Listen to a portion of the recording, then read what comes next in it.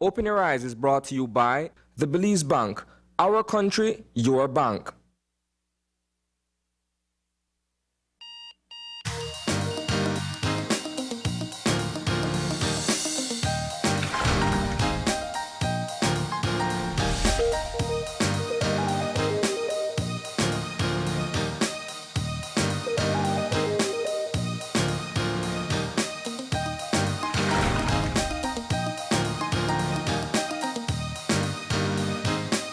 Good morning. Welcome to Open Your Eyes. Start your morning right. I am John Palacio. And I'm Marlene Cuellar, and thank you for joining us this morning. It is a Tuesday morning, Belize, and I'll tell you what, I'm starting my morning right. I'm sure you are as well. That's right. It's a Yeah. lovely Tuesday morning. The winds have picked back up. John, I hate to say it because I'm scared I'm going to jinx it, but I'll say it anyway. Feels like March. Yes, it does. But let's see what the weather folks are saying. Shania Young is on the line. Shania, good morning. Good morning. Good morning. How are you today? I am okay. Shania, we're talking about how beautiful this weather is. Yeah. That wind coming in, Lovely. nice sunny days. Tell me it's going to continue today. Yes, it will. Nice. So Good the news. winds will continue occasionally gusting. And it will be sunny with a few cloudy spells and partly cloudy tonight with only isolated showers. All right. And our winds, they're going to be gusty, you said? Yes, it's going to be from the east at 10 to 20 knots with occasional higher gusts. And the sea state will be choppy to moderate, but we do have a small craft caution in effect for occasional gusty winds and local rough seas. Definitely. We want people to pay attention to that. And what about the temperatures? How hot is it going to get? Well, it's going to be similar to yesterday. High temperatures will reach 84 degrees Fahrenheit along the coast, 88 inland, and 78 in the mountains. And tonight, low temperatures will be 78 degrees Fahrenheit along the coast, 70 inland, and 68 in the hills. All right. And the extended forecast, any changes on the horizon?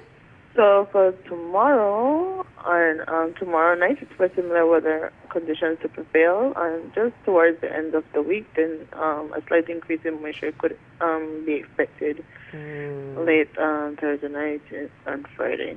Okay. All right. Well, we'll enjoy it for now then. Yeah, but it shouldn't be too much.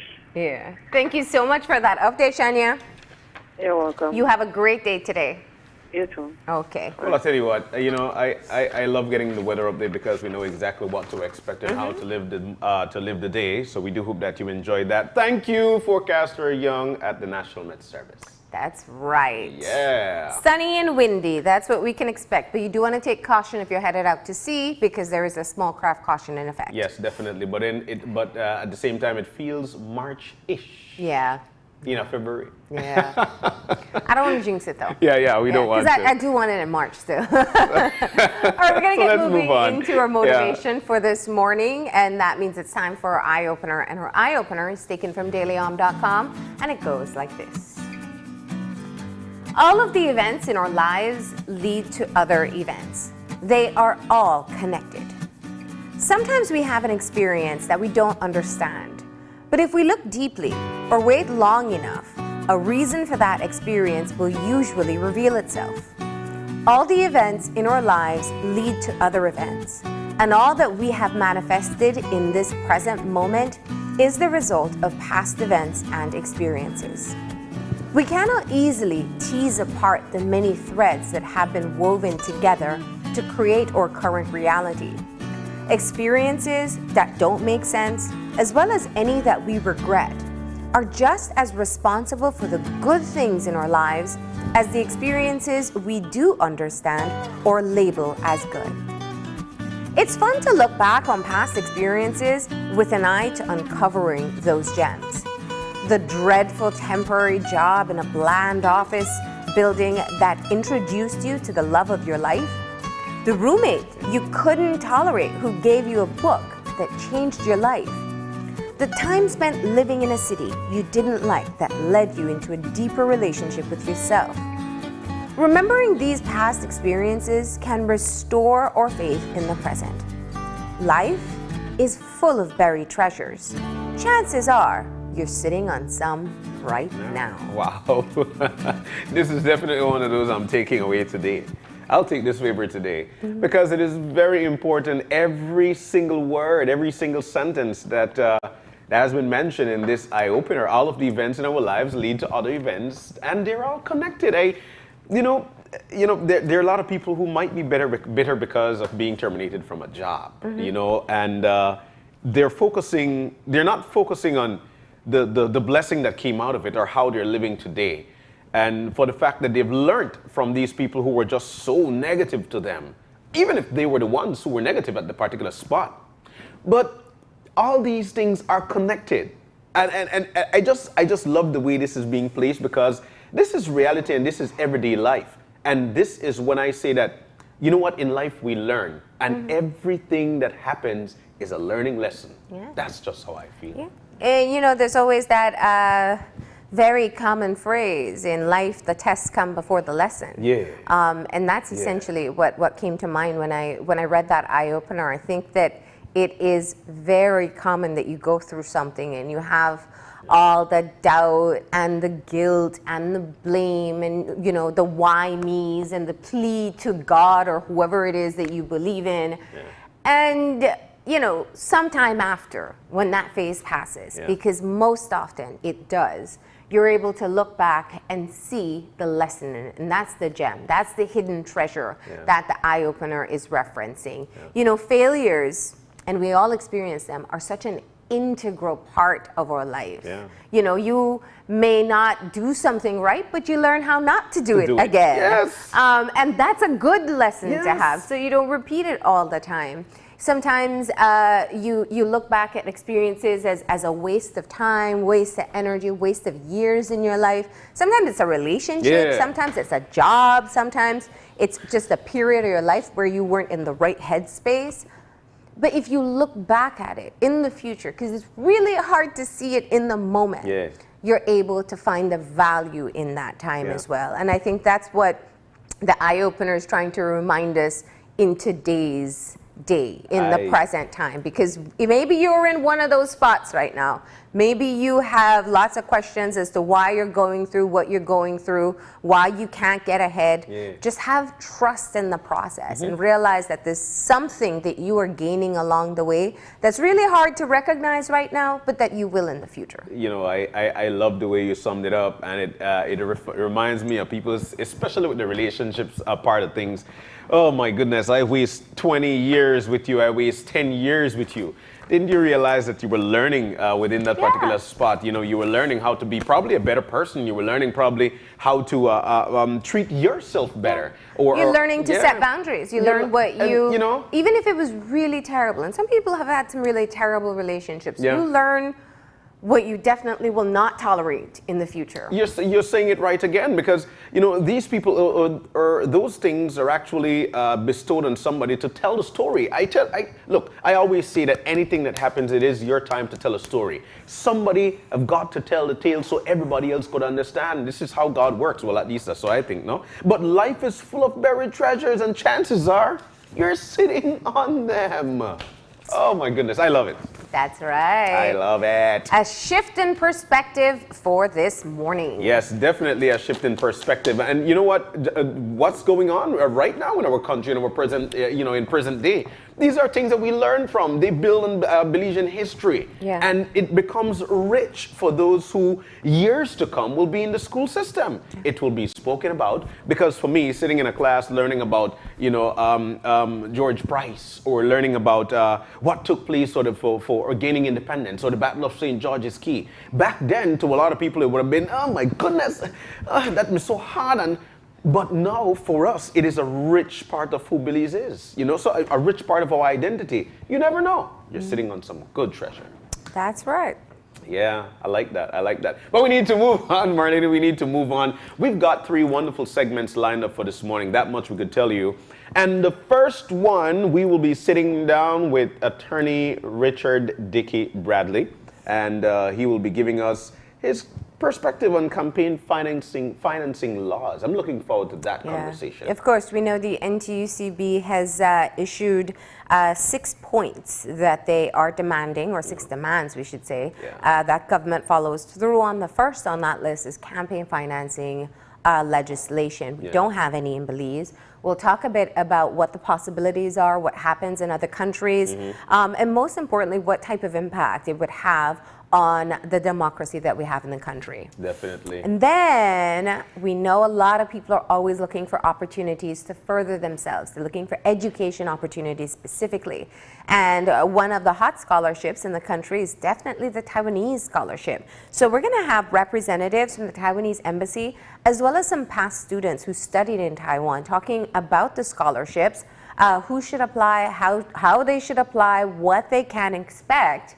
And that's going to be the second part of the show. So you definitely want to tune into that. Definitely looking forward to that one because for the most part, folks would say opportunities are not there. There are a lot, and today we'll be telling you how you could become a part of that. And in the third segment for this morning, we will be discussing with Diamond Peace Production and Young Star Entertainment as we've got a topic here, Pretty for a Dark Girl Project. My goodness, I'm looking forward to it. We've got 3 wonderful segments lined up for you for this morning. We're about to take that break, but I'll tell you what, before we do that, somebody is celebrating their birthday today, and that person is none other than Nicole Solano. Happy birthday to you, Nicole. Here is wishing you many more happy birthdays to come, coming from all of us right here at Channel 5 and all of us here on Open Your Eyes. All right, so that's what we have in store for this morning. We're going to go ahead and take that break, and we'll be back in a few. Stay tuned.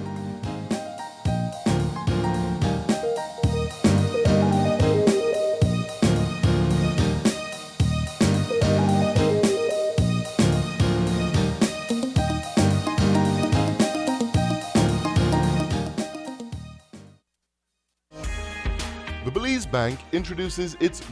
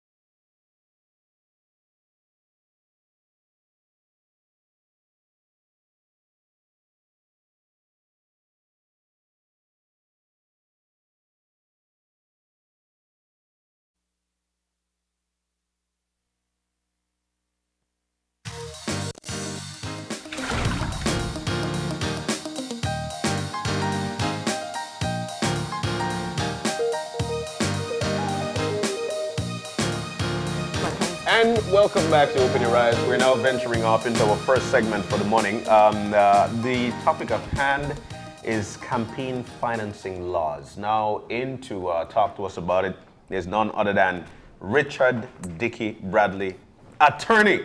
And I'll tell you what, I feel that Richard, not much. I prefer Dickey Bradley. Yeah. Well, you are. My legal name is Dickey Bradley. I have a son named Richard Bradley. Okay. He's a lawyer. When he win the case, I get the. You get the money. But nonetheless, it is a lovely Tuesday morning actually, and we're about to venture now off into campaign financing.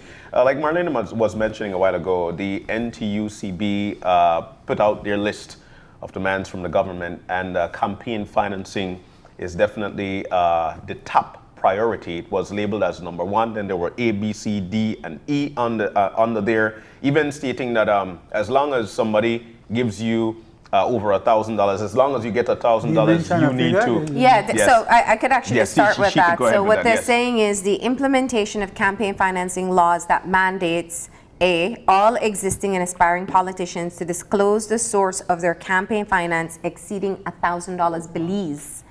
Establish limits on campaign contributions from individual donors and organizations, one-time deposits, as well as annual cumulative contributions, an example of maybe 4,000 Belize, and politicians and political parties disclose all official donors list during the campaign periods. That's what their suggestion is coming forward. Now, I want to start off by saying that's what the NTUCB is demanding. However, campaign finance laws are not new. We don't have them in Belize. Other countries have them. And they have different formats and different regulations and stipulations. So that's where we're going to tap into your expertise to talk about. You do your research, Yes. as usual. No respect. Yeah. Well, yes, we do not have any such laws. There has been no attempt to make a draft or consult with the population. I think not so long ago, Jamaica was boasting that they are the only country in the region, small as they are, to have invested a number of years in consultation with all the, that word stakeholders, all the persons like the Trade Union Congress and so. And they have in fact been able to put on their law book campaign finance legislation. The concept is that there should be a law regulating monies that are donated or contributed to politicians as well as to political parties.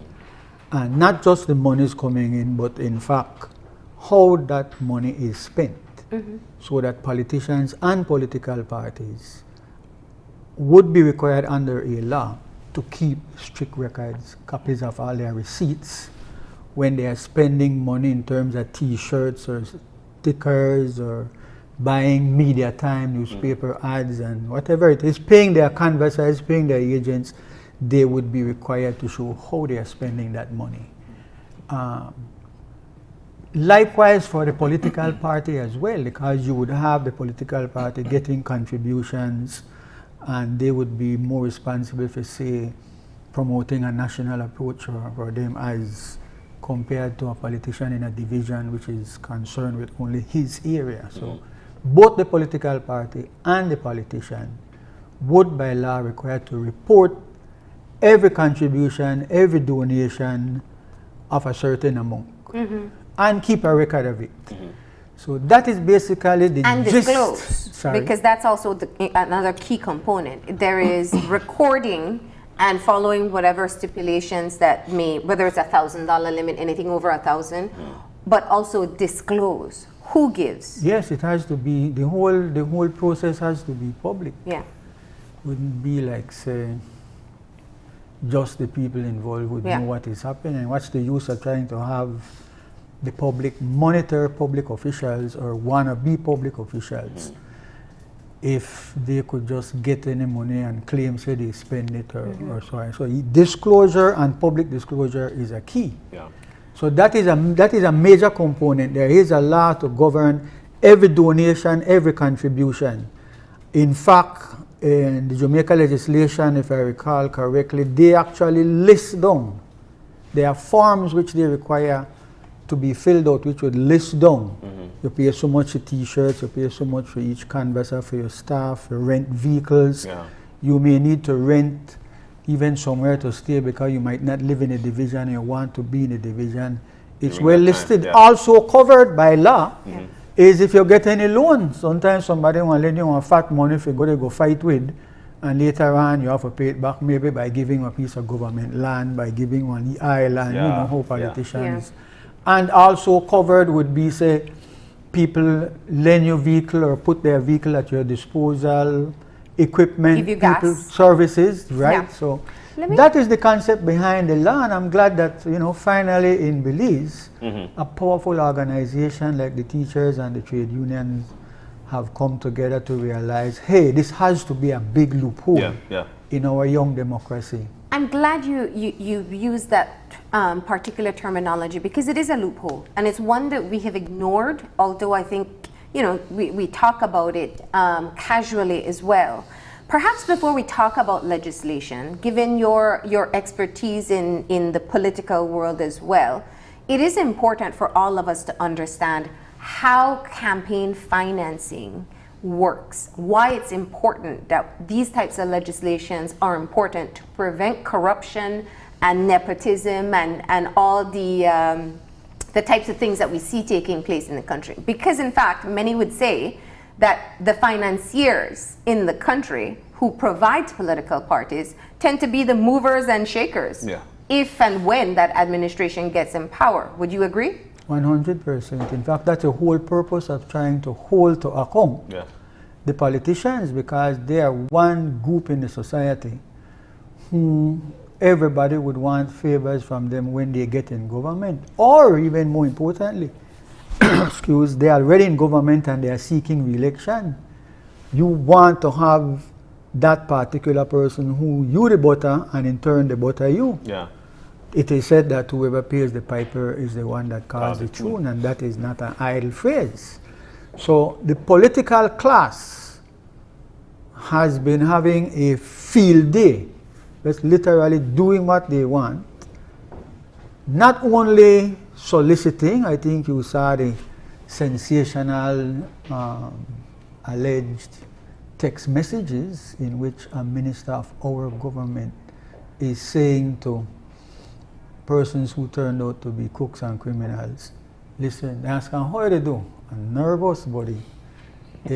So and so and so. So he said, listen, send the 25th of February. Might as well send the March chance too, because chance is a new word to us in Belize. It's probably French or Latin. Send the March chance, meaning like give me what BTL they do, give me only double up on the money. So like More of an you have- advance, it sounds like, but Advance? Yes, it's an advance. It's like you get the money ahead of time, no? Yeah. well, keywords there too. The usual is 25K, which means usual means a Usual, pattern yeah. is established before. But Yeah. that's just my interpretation. I could be wrong. That would be an accurate interpretation unless it's not English, the original information is in. All right. So you are correct, Marlene. Politicians and contributions, both of a kind as well as cash, is something that we in Young Belize will have. I think there is some phrase now that you get woke, WOKU. You've just had a jerk up moment, like, oh my goodness, my boy. They money. Everybody suspect that that's what they do. Yeah. They, so we have been shaken. Yeah. The citizens have been shaken by the revelation, even though maybe people like me would have figured that we didn't do it. Well, and I'm glad you said that because there are people who are close enough involved to how the system works, who sees it as a very clear picture. And I think that others perhaps have just not been paying attention. Sometimes we're a bit naive as to the amount of money and transactions that take place around election times.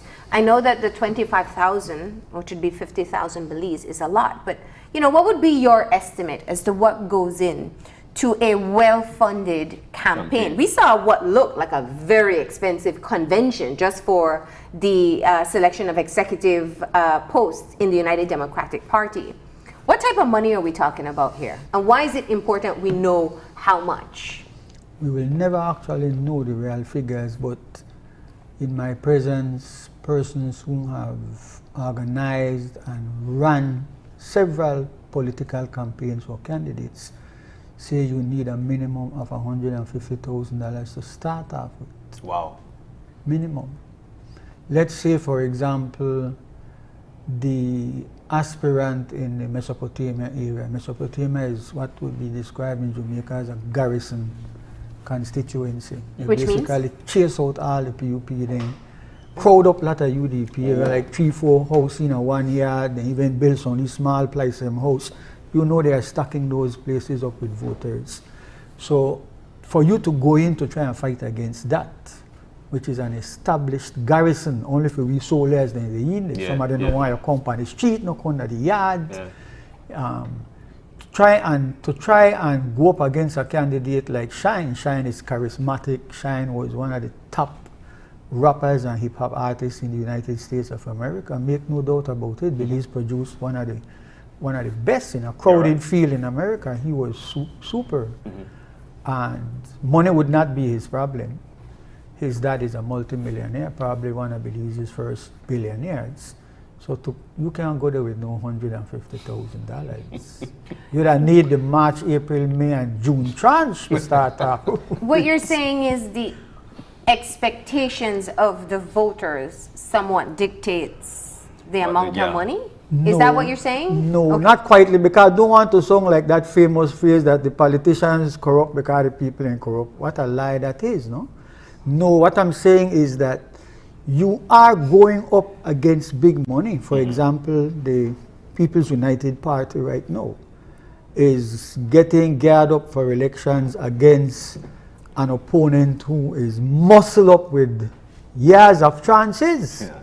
We have, as you say, we're a little naive in the sense that how could the politicians in government declare that this is a Christmas chair and take $100,000 for each of their political representatives? $100,000 of taxpayers' money. Of the people's money. Yes, and then they maybe have, some of them don't even have one party, they just send half a ham to people's house. Half a ham, But it's not about, when you think of a politician, and again, I'm going to be as naive as possible, because I know that there's what people say and what people think, but there's a reality on the ground that we need to open our eyes to. In terms of so people stretching out their hands to politicians? No, I'm talking about the amount of money that's going into these campaigns. Yes, but you because see, if you know the amount of money that goes into the campaigns, you know how much money the public sector or foreigners are pumping into these political parties for what gain. When you talk of, let's say, if I wanted to run in an area, I hope you no, it'll wouldn't. never happen. But not under these circumstances. But people have an assumption that you give of yourself. Maybe I have, maybe I'm a top shot lawyer like you, and people think that I'm going to take my proceeds from my law practice and pay for my campaign. Yeah. That's not how it works. There are people who will give me money for me to run this campaign so that I can win, and after I get into office, what do I owe them? You would owe them a favor. I would just, for the records, try to explain to you that my campaign was with a love. I actually said we are sex and love, and George Price had said, you Bradley, hold it down. And let's say, for example, I was to decide to run in the Queen Square area, which the PUP doesn't have a candidate. I would have to come. Does this mean you're contemplating it again? Yeah, it sounds like I was going to say to you what somebody said to me, never say never, Marlene. Okay. We need people like you and your co-host to be involved in politics. The real problem in politics is the quality of people that we have in charge of us. So let me just sort of like backstep a bit. It is absolutely not accurate to say politicians are corrupt because the people are corrupt. The politicians, especially in little tiny Belize, has over the years, because you know we go Tweedledum and Tweedledee, 6 of one, half a dozen of the next one. Change Black Dog, you get Monkey or Baboon. And what is happening is that they have spread their influence and the authority of their office so that you really can't go to the toilet without getting the toilet paper from them. They want to be involved in controlling the poorer classes. They can't come to me and you, like say, I remember going around with Jose Kowe in his division when he was a top shot politician.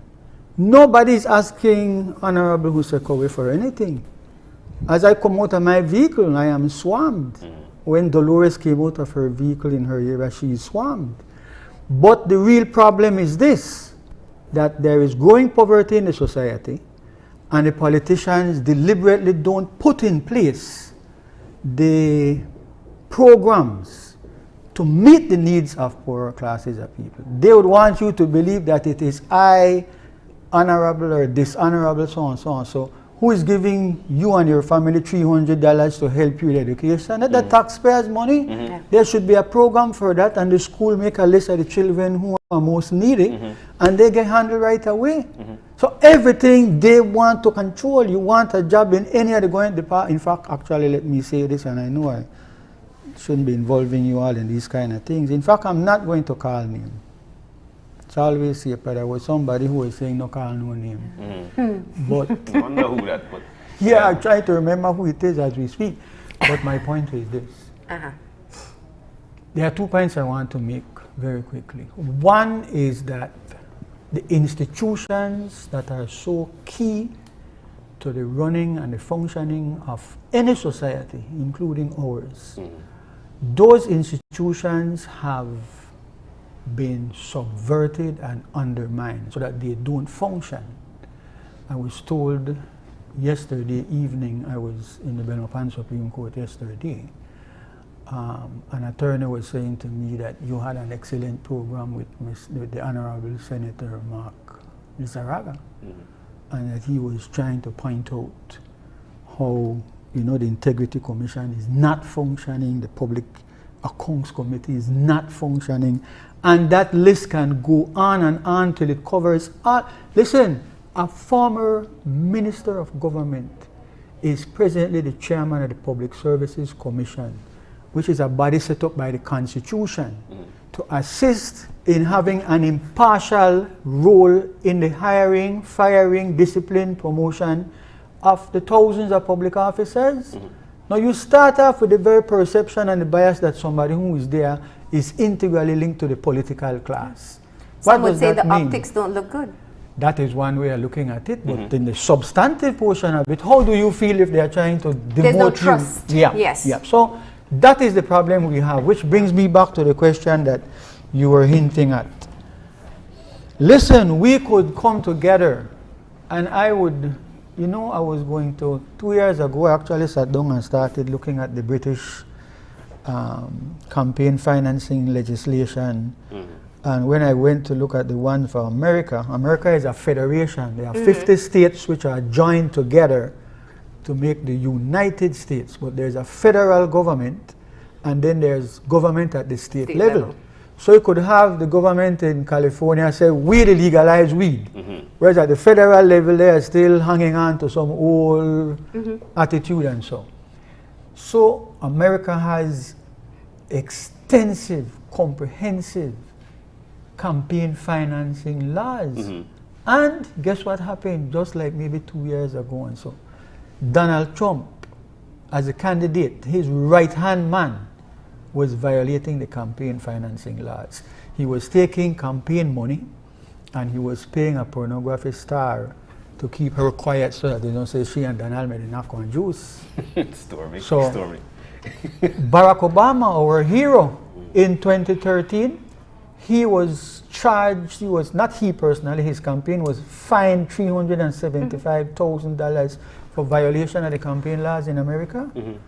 And last year, I think they were trying to finalize investigation into the British conduct of the referendum for Brexit, where they were putting out false information and putting the citizens in fear that immigrants will pour into the country, that if you get out of Europe, you will save so many billions of dollars each year. And that's total false advertising, which ran afoul of their laws as well. So the point I want to make it is, it's a complicated area. It won't be perfect. I think it won't be that's what perfect, you're but saying. yes, because now the problem we really have in our society is that we have seen other legislation in place where they find a way to make them it as don't quick as work. possible. Well, maybe Yes. that means we should backtrack to the beginning of the conversation. What's Yeah. happened in the United States, and you're very right. You know, I think sometimes even with their fundraising efforts, you have to go back and look into the details of Yeah. how many $10,000 tickets I buy. Yeah.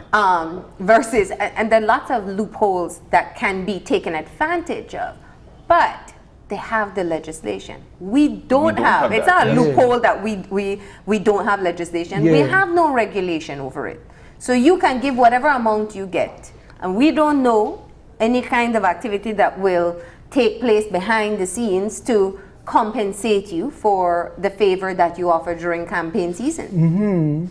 But a deeper conversation has to run along with this demand, because we actually passed a law to say that it's called the Finance and Audit Reform Law.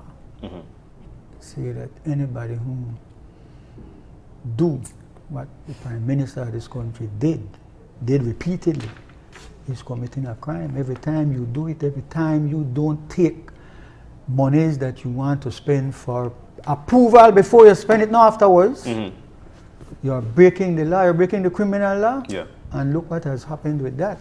So we have a bigger problem in our society. We have the problem of this.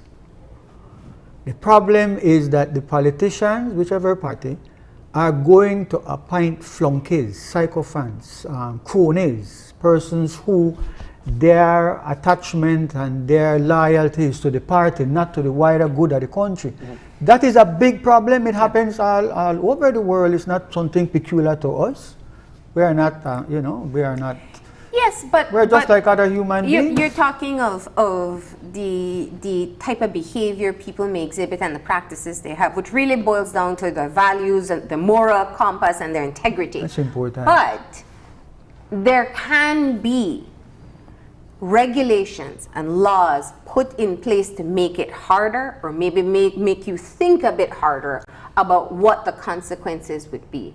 And that's perhaps a good place to start with campaign financing laws. It's not to say you'll stop all the practices that we deem as bad for the country. It's to say that you will perhaps have to consider the consequences. Or you would be answerable for it. Yes. My question is, because you clearly pointed out that Jamaica is proud of their campaign finance laws. One of the key questions is looking, let's just go into the what if realm. What if the current government administration says, okay, we'll create laws similar to, I don't know about we'll go ahead with this structure. Who oversees that? Who monitors the financial transactions? Who ensures that the correct disclosure is made? Who got the guardians? Well, that is our problem in Belize. That is the bigger problem. That is the problem of the quality and leadership. That is the problem of, as you rightly point out, the problem of personal character. Can we just stick a pin and say that there must be politicians who are honest and good, decent people? In anything, clearly there must be. Remember when the angel of death was coming towards a particular country, Abraham said, God, if you could find like maybe 50 good people, you'd have saved me. And so they had to destroy the place, they couldn't find their monk. So it will always belong to that, Marlene. The bottom line is people of character. People who have a conscience, who think like, boy, this is something wrong. It is wrong for me to get in a corner and make people in in prison somewhere in Korea become an instant citizen of Belize. It's wrong. I'm not going to be a party to it. The problem we're having in Belize now is that corruption is systemic. Yeah, it's a it is. part of it. Go right down. It go right through all the cadre. It goes. I don't know how you fight that. There would have to be another George Price. How do you fight that? But you know, and this is the reason for such forum. You know, your word is well respected across the country. You I never knew that. I have to that charge much, more for yes, these. You should. But you know, and people definitely look forward to what's going to be next. So that's the reason why we're trying to get people to understand what we're going through. I think that if it wasn't because of this whole Lev Derman situation, I am not sure that we would even be thinking about putting in place campaign financing laws. That is so. Exactly where I want to go, because the NTUCB is saying no elections until, but elections should be called between now Well, and elections November. are governed by the Constitution. I still think that the people, and this is one of the things that we need to get, especially for the people, we need to understand that the masses are the bosses. You know, we need to understand that if we say this is what we want or how we want it, then these things need to be put in place. So I want to go back to that. If this is supposed to happen between now and November, is there a possibility?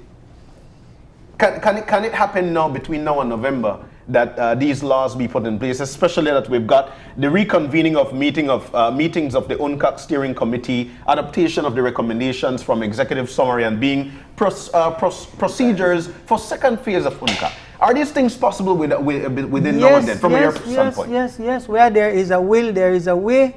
As a matter of fact, the leader of the opposition was saying to me that he is asking his attorneys, the attorneys who assist in advising him and party, to very quickly come up with a first draft of a campaign financing legislation. Listen, I better be careful what I say. I would volunteer my precious weekend. My weekends are really precious to me. You wouldn't know how precious it is because I live in a pressure cooker, you know.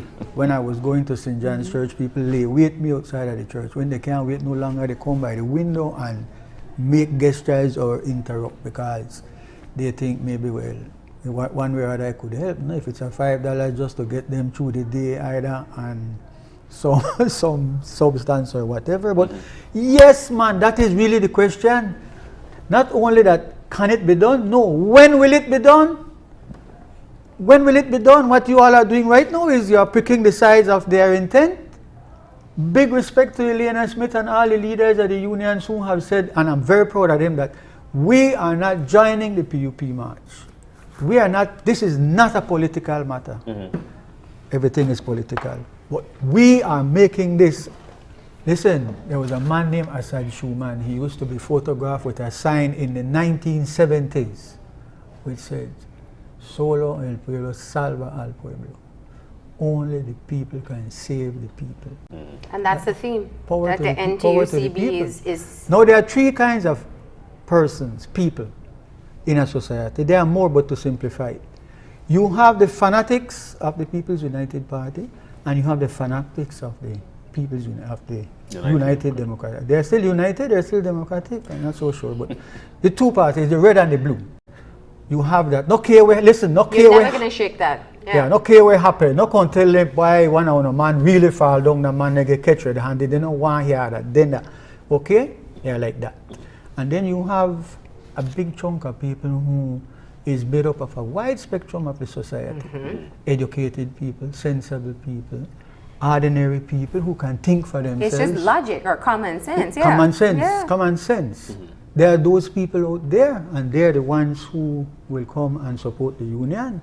And I would say listen, that nothing the would be more numbers- important than to see you and Marlene in the union march. You know, I think that As journalists and as well, thought as journalists, shapers. we're on the sideline showing what happens. But what you're saying, I think, is a critical point, and oftentimes it seems to be missed by political parties and their supporters, is that there's a growing number of people who are looking at things with a different lens, and those lenses are not red or blue. And so when they see this situation, the only challenge, I think, or the primary challenge for this group of persons, these non-aligned persons, is just a sense of hopelessness. How do you combat the systemic corruption that exists? Because that corruption also has implications on election day. When I hear people say, I'm not happy with the choices, I'm not going to vote, my first response is, well, then you are simply handing your decision-making power over to the people who are being paid to vote in a particular direction.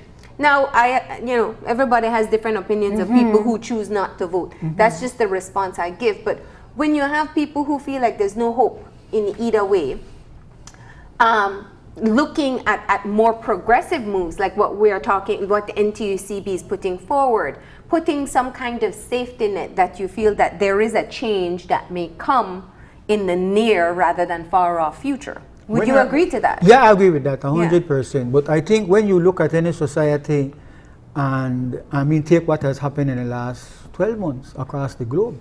Young people are marching, young people are rioting, young people are confronting the powers that be, even in semi-totalitarian states. Yeah. And the persistence, you're talking about months and look months at Hong Kong. Hong Kong has to get Lebanon, the prize, in South America. Yes, Chile. It's incredible what is happening. So it would be interesting for somebody to kind of do a poll among our young people, because they are tech savvy and they kind of know what is going on. And some of their stars, when they go for these awards, they make political statements. Which is really interesting. Because when you're an entertainer, especially if you're a black entertainer in America, you need to be careful what you say. Because they will, Michael Jackson complained about this and he was a mega star. But big guys like say Kanye West or Jay-Z or Beyonce, they can talk their mind, you can't hurt them, they're too big. So what I would say to Marlene is this: you would in a society expect that with all the BS that is going on and has been going on, there will be people who are just floored. They're just give up, I don't want to hear nothing about no politics and so. But it is not just to those that we look at, it's to others who we say. I'm sorry I missed Honorable Mark's thing on your show, but the morning is really rough for me. But look at Sandra Cowie, years and years of activism.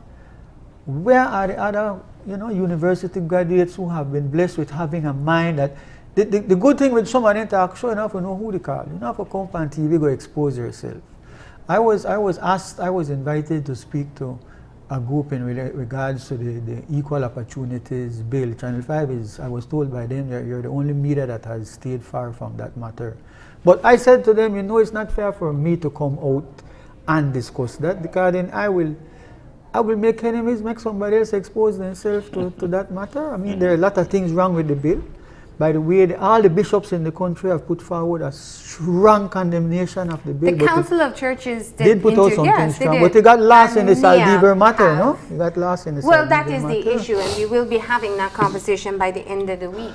Okay, that is good. I want to touch on something really quick. DK, like we mentioned, you've been in this game for a while now, and I think that that people should understand taking something from a politician for something to me, that's a big matter. And I think these things are not being put into place as quick as possible for somebody to say, "Hey, you're not supposed to do that," so that the people can be empowered. The taker or the giver? Are there any for the taker and giver? Both of them. Yes. Are there any quid pro quo laws in our country whereby I'm not supposed to give you $50 for your vote? This is supposed to be something independently minded done. And I think that if we have that in our country?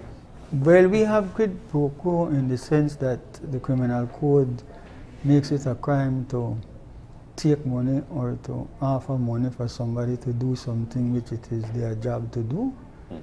If a policeman they give you a ticket, just you decide, say you want. I can say your driver's license and you take out, I'll make no haul out my money.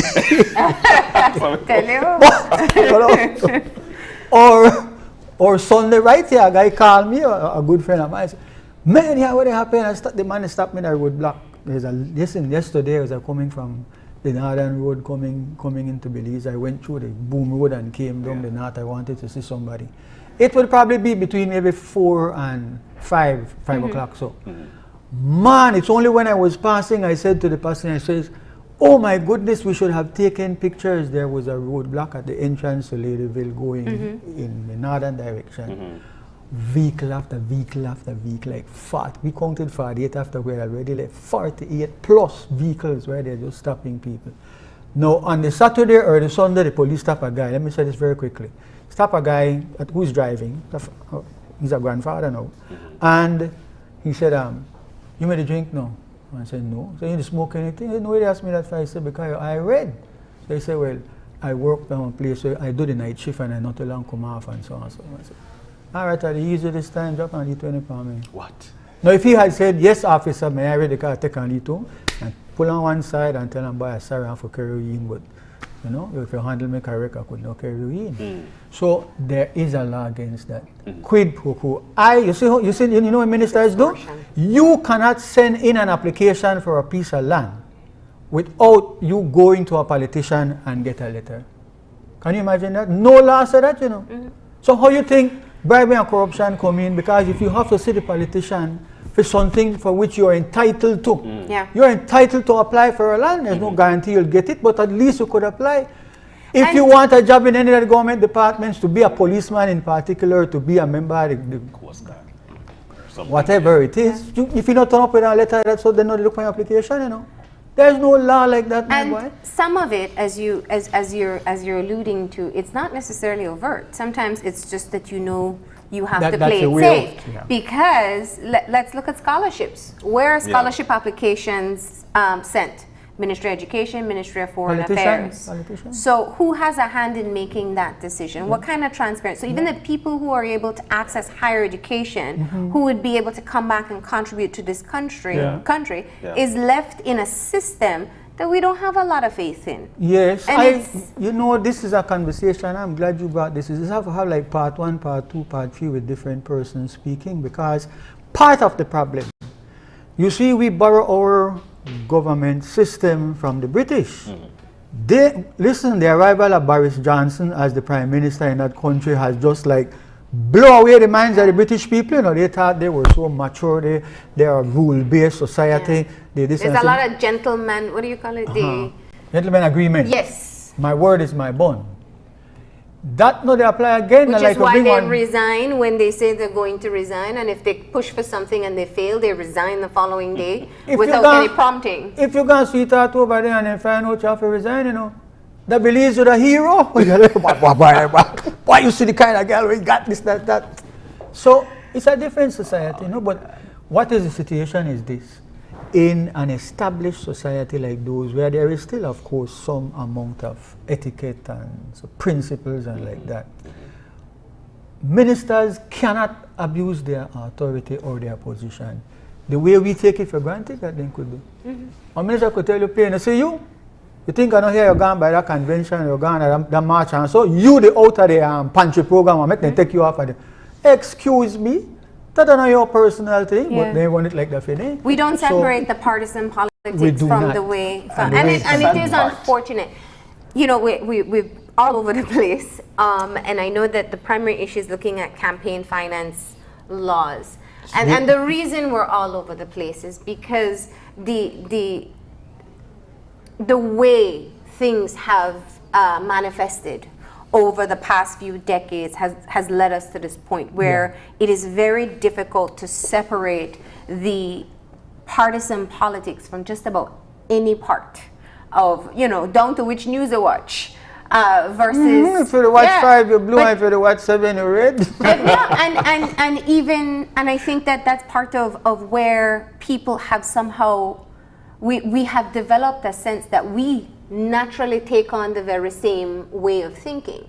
So what has to happen, and I'm asking, maybe I should ask it, do you think that the proper regulations, this is what Senator Lizarraga spoke of yesterday, we have these things on paper. If we were to follow through with proper enforcement, proper resources in these institutions and these oversight bodies, proper nominations and full disclosures to the people who head up these organizations, that we would be in a much better position. But if we put in campaign finance laws, will it be enough to start to make that shift from where we are today? No, but if I'm listening to both of you this morning, it provides the talking points. It provides some measuring stick that you could hold to account. So start. You would know that in the recent scandal, Belize people are wears, change, fabulous people. Guess what?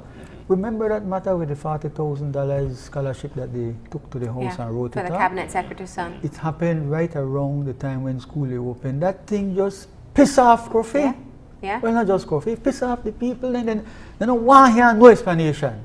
When this matter with Mr. Honorable Saldiva came up, the Prime Minister had previously promised, if it is shown that he took any of them took money, and that's only a schoolgirl thing where they say like, anybody in here push their hand in the cookie jar? Who stole the cookie from the cook?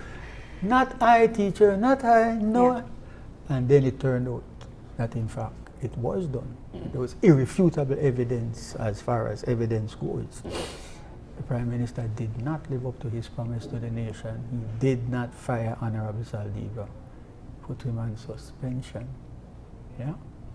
There's a bigger issue there. Let me just throw this out quickly, because I wanted to tell you that a campaign finance law would also make it illegal to accept money from certain people. Drug dealers, fraudsters, money lenders, or money launderers. A list of foreign governments. So then you'd really have to do your due diligence as to who you're accepting money from. What it would do, Marlene and my brother, is that in fact it would shrink the ability and the power of politicians to go wrong like their little guys because they know their bank account fat. Yeah. I understand that Honorable Mark raised the issue, where is the Financial Intelligence Unit? This is a body that was set up to look into the accounts of people abroad, at home. Perhaps they use the campaign finance to put they park a lot of money. It's not in my account, because we're looking at my account, I only got so much. But then see, that's a question that is valid, because they said they looked into the matter. No. But what you're saying is a valid point, because what we see in the Utah court is that there was a transaction. In fact, one of the messages said confirmed we did receive, right? I'm not saying it verbatim, that's essentially what it said. But there seems to be no track record for this, no trace of this money. Did it stay in the US? Did it come in Belize? How did it come in Belize? Where did it go? If it was campaign finance, now I don't know how the political parties do it, but would that go into a particular fund for that party? Would you disclose to the rest of the party that you received that? And if they did, then people should have known that you brought in 25 monthly. Right. So something is not adding up about the story. Campaign finance law would require that it be disclosed. Yeah. It would require that in fact they say not only that they got X amount of money, but who they got it from. You can't get it from somebody through somebody else. The law would forbid that happen. You have to know who is making the donation. You have to know that. There's a list of persons who you can't accept donations from. There's a list of institutions, like for example. Walk us through the Jamaican ones. Do you think that that's the best example for us? Should we go I like the US it because model? the US model is for a different society and a different type situation. of system. I think the Jamaicans have gone to great lengths to come up with what they have. Okay. And I didn't get a chance to look at it. I did have also notes I had written some time ago on the matter. Yeah. But I know it was impressive in the sense that it's not something that you can't read and understand. It's straightforward. They say, what is a contribution? You know, a contribution is a gift of money or monetary kind, or get a loan or so on and so. The other thing that is featured there, Marlene, is that if you got money from what turned out to be some suspect source or a source that is not allowed to contribute to your thing, you have to refund it back. And there is this feature in their legislation and in the American legislation, and I think the UK as well, which I don't like. I don't like it at all, but I'll tell you what they have. In the Jamaican legislation, public funds, taxpayers' money, are set aside in order to assist politicians who are going to go into the public view, no? Because then there will be some persons, if you know, how should I say this? Well, in my case, there was somebody who was helping me through the party, a friend and a colleague, no? But I thought naively, that, well, people would love me because my hair was black or something like that. But money is a very, listen, my election in Queen's Square, there are people I know as young people going to school and so, who were flown into Belize, who are on the voters list to vote. Like 7 or 8 of them I know by the name, and I made question. When you're campaigning, does such a person still live here? Who know Mr. Dicky? The person is gone and say it's a long time. They don't say the voters list, so they don't know the person is still on the voters list. At that said address, they say, but who that I must say before I rent here or come move here, whatever it is. If it's a party fanatic, well, you'll get no answers from your questions. But people are flown in. People who, right now, they are starting to pad back the voters list, you know. I was looking at 2 lists for 2 areas, and right now they are starting to pad back up the voters list. Because, as Honorable Mark was saying, these criminal activities of encouraging people to come and register where they don't live, to vote where you don't reside. There is no, you see what happened? What has happened is this. It's like coronavirus. It has spread quickly through the whole system. So the political offices, like say, births and deaths, election place. Can you imagine the chairman of the election commission in this country is a naked partisan, is an outright fanatic of the party? It's not fair to put people like that. Is the former chairman of a political party? Or that too. So let me, but I want to go back a bit. Let me tap into what your thoughts are here. Had you had campaign finance regulations when you were running for office, would you have been comfortable disclosing all that information? Well, I just a small amount of money I was getting. I was using my personal money. I was fortunate in the sense that they grabbed me and forced me to run like just weeks away from. You know, forced in a sense because people who you know and are your friends say, yes, Nikki, Nikki. Really listen, I want to say something here publicly. Make I get the scene. I want. Would you have been comfortable, or would your financiers have been comfortable with you saying publicly and declaring how much money, what in kind, the soft money and the hard money? Yeah. You would have been. I would have been. So first you of think all, that it is something that can be enforced in this country? Well, all right. Well, 2 things. In my case, I am my mother's only child, and she owned a house in New York, Woodhaven, and she collected rent. She stayed in one part and rent the upstairs, rent the basement as well. So she worked 2 jobs and she worked hard. And who inherit that money? Only me, the only picnic. We love her to death. The other thing is that I was already an attorney. And then the third thing is I grew up very, very poor. But having that old time distrust of money no bother me, and I've never bought a brand new vehicle. I always tell my wife, darling, how come I got like 8, 9 shoes? No man, give me shoes. You only need 2 shoes. You need one. If you look, like I say, if you look at all the tape on a guy, me I wear the same shoes.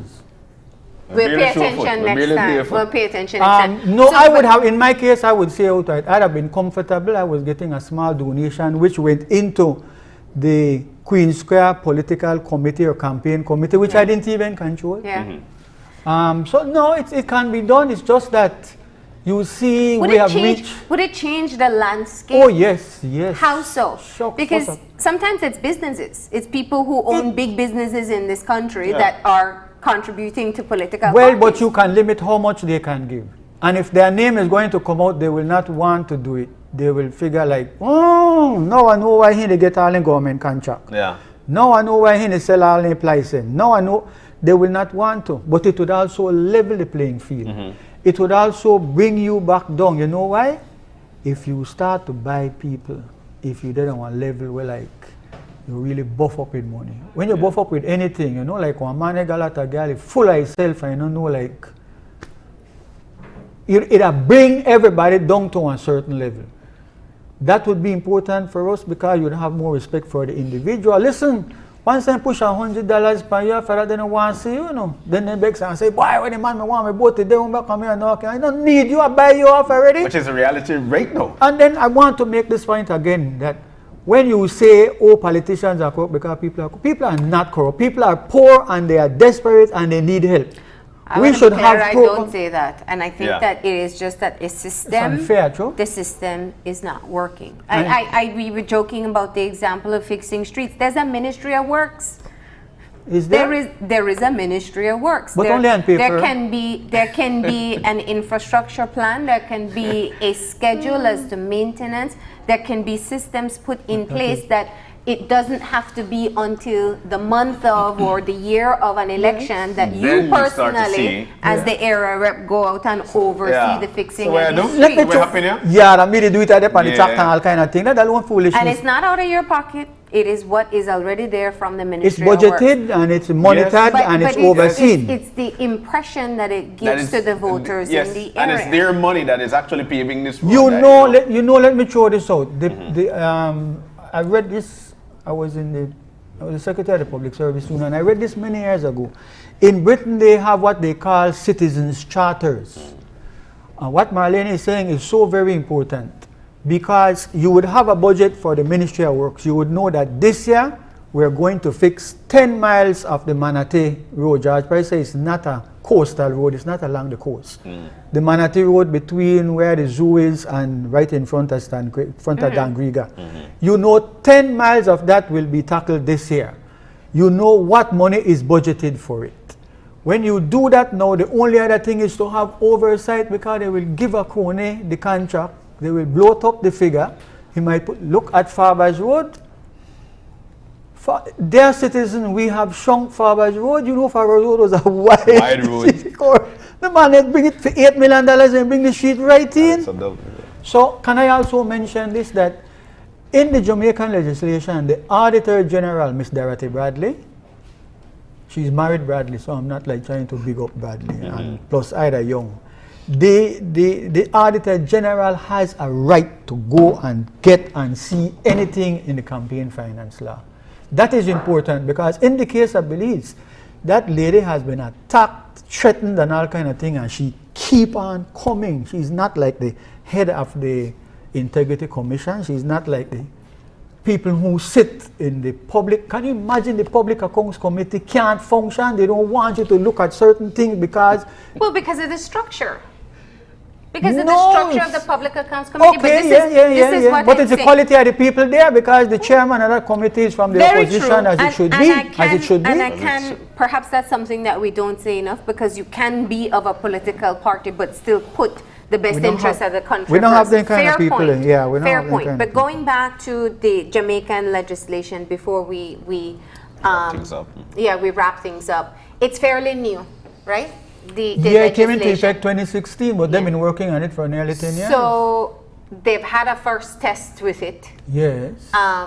Does it seem to be something that perhaps we can benefit from? Yeah. Here in Belize, especially given the shared Caribbean culture of how things work. No, what we can do, Marlene, you keep coming to this point, which is the important point. What we can do is based on what the unions are doing in the country. God bless the unions. They are weak in a lot of respect. I'm surprised that the Public Service Union put out a strong release. These are the employees of the government who have to cover down in their office and take where go on because they're afraid for the politician. The union has put out a strong release. They don't normally put out no release. They are basically afraid. How the Chamber of Commerce didn't say anything?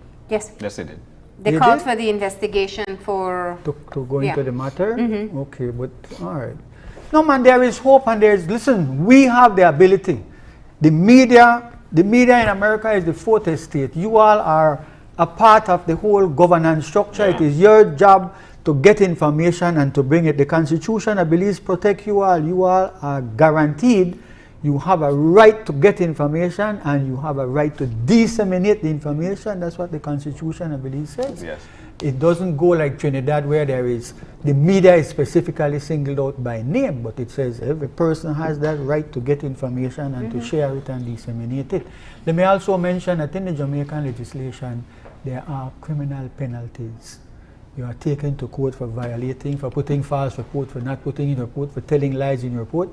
The penalty starts at $1 million, goes up to $3 million. Wow. Plus, you also go to jail for 1 year for each violation. 1 million Jamaican dollars. Yeah, but $1 million is $1 million in that society. No? If you have $1 million over there walking around with a wheelbarrow of money, but you're a millionaire. Okay. I like how to make Bob Marley birthday gone just like that, man. How Well, that because happened? you weren't available, Johnny, I how guess. that You've happened? had a lot of cases. Where's Stephanie there? Where's taken Stephanie there? place. Stephanie. We gotta wrap it up. Yeah, I Thank want you to for put this. I coming. want to throw this. I want to throw this Okay. in. We'll give you one parting shot, then we can. A parting shot. Well, it won't be a shot, but the news that you read, I tried to pick it up this morning just in case, and it's painful to hear the murders that took place. Yeah. Especially the 70-year-old girl who we need to really tackle this business of what is going on in the society. And finally, as I say goodbye, my love, the prosecutors, I did not know this. All the prosecutors in the magistrate courts, they are primarily police officers who have passed their paralegal and who have training and so. Do you know that they don't get $10 allowance? They get no allowance for reading cases, preparing submissions, tackling the liars, because increasingly now there are a lot of liars and they're turning up in the magistrate courts. We don't pay prosecutors nothing. Wow. That just, I mean, I see one and then I wrote back, I would go ahead, you my boy, you're not supposed to there quote a man. I said, they put me back. Prosecutors in Belize do not get a $2,000 every month for doing what liars are doing. That's absolutely ridiculous. A liar doesn't make nothing less than $150,000 a year. Sound like you're the campaigner for when Big you get time to the spot. campaign. We could talk to the police because they're out there doing things and we know they help them up. So I mentioned those things and I thank you for the invitation. And we thank you Thank for you for coming coming, in of course. and putting. I know you have to do your research and deciding what you're going to share. The Jamaican legislation is one we can all look into now and see whether it fits in Belize and do our part in trying to push for the right changes. And Thank you. Thank you. They would come and help us Yeah. to put it All together. right. All right, we're going to go ahead and take a break. When we come back, we're going to be talking about the availability of the Taiwanese scholarship. So please stay tuned.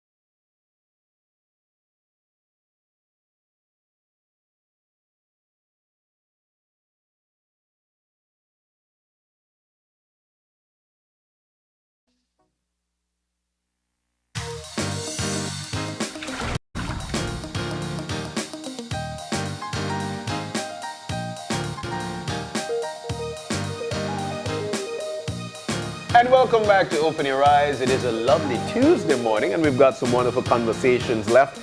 As a matter of fact, we're venturing now into the ICDF and the MOFA, or Ministry of Foreign Affairs, Taiwan scholarships. That's what we're about to venture into.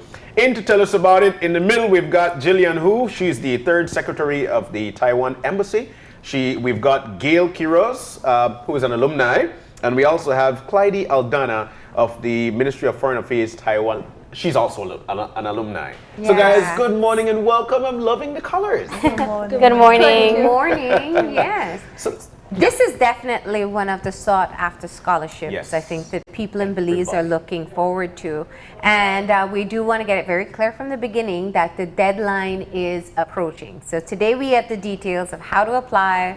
Maybe for those who are a bit fearful of applying, you girls can shed some light on your experience. Yes. But let's just step back, Jillian, and talk about the scholarship program itself and differentiate between the ICDF scholarship and the MOFA scholarship. Yes, thank you, Gavin and Marlene, for the introduction. And first of all, I'd like to stress that yes, the deadline is getting closer for ICDF. That's the 15th of March, and for MOFA Taiwan, that's the end of March. So that's why today in the show we'd like to focus on the frequently asked questions that the embassy has been receiving. And so to my right is Gail. She's an ICDF scholarship recipient from 2011 to 2015 in National Zhengzhi University, Business Administration bachelor degree, and she's also the vice president of BTAS. BTAS stands for Belize Taiwan ICDF Alumni Society. And to my left is Clyde. Clyde is a MOFA Taiwan scholarship recipient from 2014 to 2019, and she studied 1 year at the Mandarin Training Center at National Taiwan Normal University first, followed by a 4-year bachelor degree at China Medical University, Biomedical Imaging and Radiological Science. Wow. So she's currently radiographer at Belize Medical Associates. So very Congratulations. looking forward to our discussion today with the amazing alumni. So yes, speaking about the differences, we'd like to give the potential applicants some ideas so they can know whether they should choose the MOFA Taiwan or the ICDF one. Then I will first give some ideas of the different scholarships. okay. So for ICDF, ICDF, there's a list of 32 programs offered by the 21 universities, and the programs are all taught in English. However, if the field of studies were not covered by the programs offered, then you still have the option to apply for MOFA Taiwan scholarships. Okay. And the difference between the two is that the MOFA Taiwan scholarships, there is the 1 year pre-degree Mandarin course. You have to learn Mandarin first. Yes. So for the duration of the degree, it's the same, like 4 years for bachelor's, and then 2 years for master's, and then 4 years for PhD. But for MOFA Taiwan, there's 1 year extra. That's before the degree to learn Mandarin Chinese. Yes, and I think maybe the Gail, you can talk about the stipend you receive for the MOFA Taiwan scholarships. For the Taiwan MOFA scholarship, Clyde, I should say, sorry. the Taiwan MOFA scholarship, we have 25,000 NT dollars for during the first year, which is the LEP program, and then we have a 30,000 NT dollars for the which this is given monthly for the school. Now for the university program. So let's step back a bit, because the difference clearly is that you can attend classes in English. And your program would have been in Mandarin? Yes, my program was in Mandarin. The entire program. Yes, entirely. And because the ICDF has it has a specified list of programs that you can apply to, yours fell outside of that list? Right. Which is why you did the MOFA scholarship. Right. Okay. So in MOFA scholarships, you are freely to choose whatever program you would like to. Okay. The first year, you definitely have to go to the LEP program, which would be the language center, for 1 year. And then after that, while you are in that 1 year, you can go ahead and start applying to your universities. Okay. So ladies, what made you want to apply for the Taiwanese scholarship? Miguel. Well, I think it's an interesting opportunity to be able to travel abroad. I mean, not only do you come back home with a degree in education, you know, but there's so much more to studying abroad. I mean, you learn to be independent. There's no more parents around to be, you know, it's time to get up. You know, you have to be responsible for everything. You learn budgeting. You get your stipend every month, but of course, you know, at the end of the day, if you spend that, you need to wait until the following month to get yours. You also get to learn a new language. Let me just emphasize that for the MOFA, yes, they do study Chinese for 1 year, but ICDF, you do also get the opportunity to study the Mandarin language again. The only difference is that you're studying the language and you're also doing your required courses. Yeah. So you're doing both at a time. You learn a new language. I mean, you get to experience a new culture, build networking. There's so much more benefits to studying abroad. Yeah, to be clear, you have to learn Mandarin because you have to live in a Yeah. city where Yeah. that's Yes. really You Yes. need to know Yeah. how to get around. Yeah. But you know, I think one of the things that there are a lot of people who definitely would want to be a part of it. But learning a new culture, learning a new language might be something that, you know, I think twice. I don't want to go here because I don't know the language. So before we continue on, because we know there are a list of questions, talk to us about your experience, what it was like for you going across. How difficult was it to adapt to their culture? What was that like for you? Well, to start with, when you reach there, everything that you see is in characters. Everything looks like drawings to you when you first go there, because nothing is relatable, right?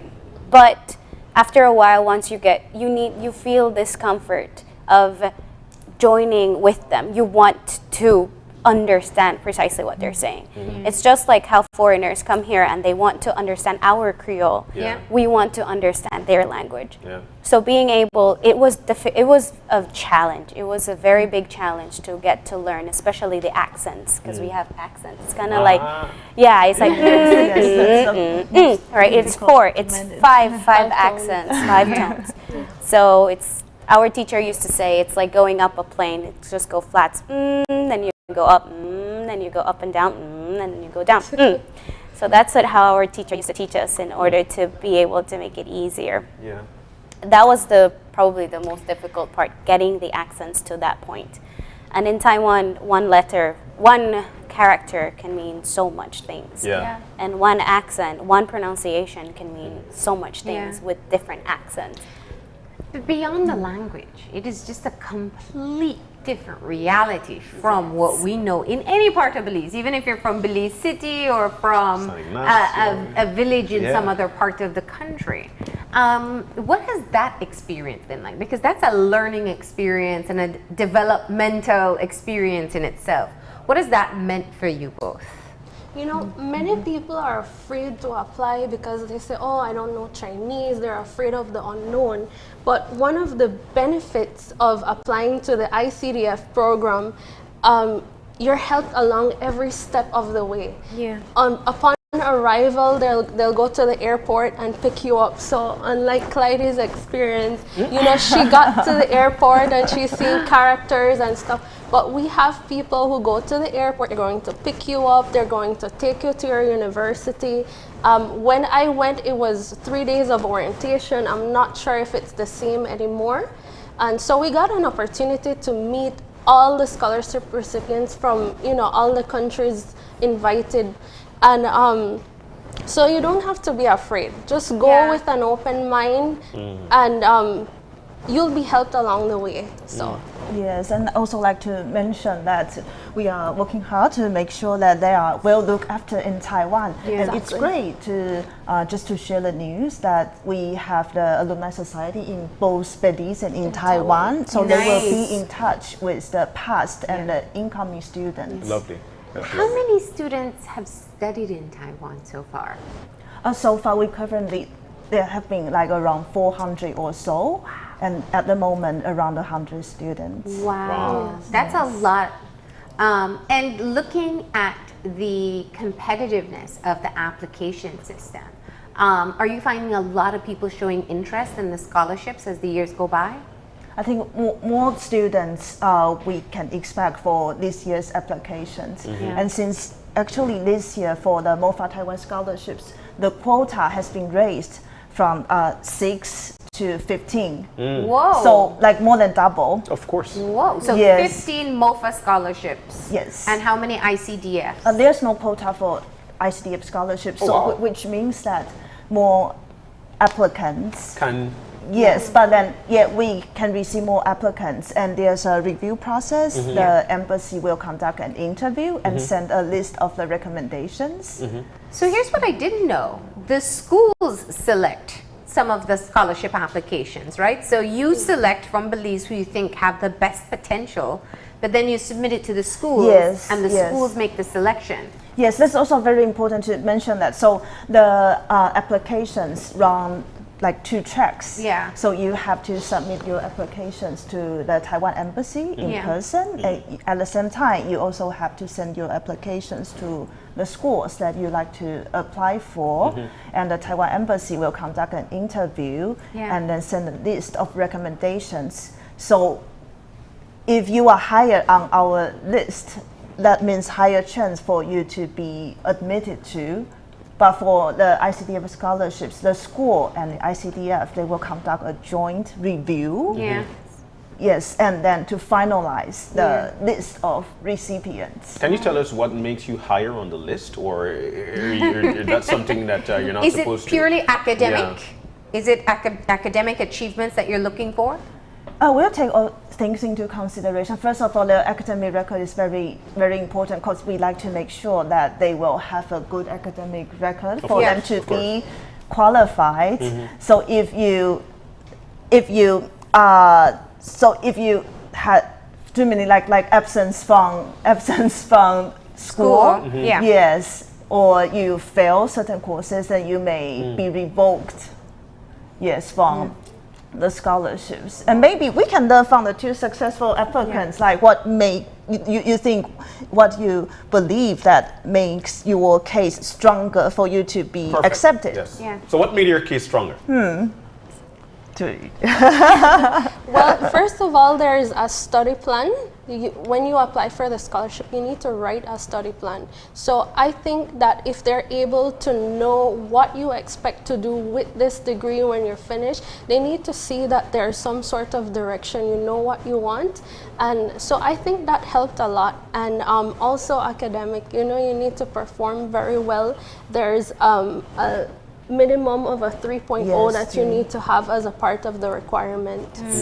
So that's your starting point. You already know you have to have the 3.0. Right. yes. So I think another thing, if you are able to be involved in a lot of volunteers, in a lot of get yourself exposed, so that don't be afraid, because then you getting exposed is already showing them that you are independent enough when you go abroad. Okay. Yeah. That you're going to be able to live by yourself and be involved. How do your families feel about Yeah. you going so far? In Belize, we're really close, and I know I've heard parents say before, "Oh, I don't know if I want them so far away." I don't know if they're old enough to make Yes. decisions. How do your What was it like families for you? feel? Well, I'll admit that when I applied for the scholarship, I never informed anyone. No one knew I was applying. Yes. So Yes. So, Independent from you the know, beginning. when I got the Yes. scholarship, it was such an emotional moment. I was so excited and I shared the news with everyone. Yeah. And, they shared in the joy with me. I don't know if they were afraid afterwards because at the time when I went, WhatsApp wasn't really around. So it was a complete different atmosphere from now. You can video chat with your family. Yeah. And it feels like you're not even that far away. Yeah. But, in the end, my mom was happy for me. My family was happy for me. They helped me to pack my stuff and get ready. And so, in such a short moment, there was no moment to even doubt whether, For you? Yeah. Well, for me, it was more of the same thing. I didn't really indicate that I was going anywhere. So when the news came, when the phone call came, my parents were like, they were happy, but they were sad at the same time. Yeah. They did take me, they still do approve of what I did, though. Yeah. They're Yeah. very proud and they're still very happy. How about it. difficult is 1 year enough to learn how to speak so you could better grasp the information All. Well, 1 year is enough for you to be able to have that survival Chinese. You'll be able to survive very freely. Of course, it's a learning process for everyone. Everybody learns different, but most of the students, they're able to speak and be able to have a bit of more of involvement with everyone once they have that 1 year program. So let's look at the details of the program. We already established that ICDF is different from the MOFA scholarship. MOFA requires 1 year of just Mandarin before you move into your program. ICDF is mostly in English. Yes. Now, but let's look at the other things. Do you get housing allowance? Do you get a stipend? Do you get travel? What type of other supplementary systems exist? Yes. Speaking of housing, I think that's what maybe that's part of the family concern. So better to address this for ICDF. Since the universities are partner universities, so the students have to stay in the dorms. Yes. So for Gail, what about your dorm experience? Okay, so every university is different, but at National Cheng Chi University, in the first year, you are sent up into the dorms in the mountains, and you have to live with Taiwanese roommates, okay? There's 4 people in a dorm, and so I think that's their way of trying to get you to learn More into about the culture. and the language, yes. That was your language lesson. That's what it was. Exactly. And that's the best way to learn the language in the end. I mean, you could go in class and try to learn the textbooks and everything, but if you try to practice with your roommates, it gets much easier. Okay. But the cost of accommodations covered. You stay at the dorm for free. It's all provided by the scholarship program. Okay. Wow. Yes. So you don't have to worry about looking for apartments, anything. It's all arranged. So And there's no meals? need to worry. The meals, you have to purchase those with your stipend. Okay. Yes. Okay. But no need to worry. There's so many places to eat around the university at very reasonable prices. So and a wide selection too.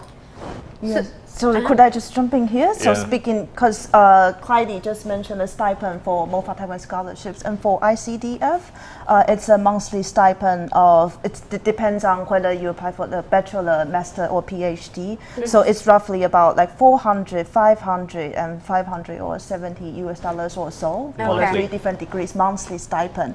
So for girls, experience should be enough for you to cover your living expenses. Well, that's where the budgeting comes in. Because you have to cover meals and incidentals. Everything else is covered, right? Yes. Okay. Yes.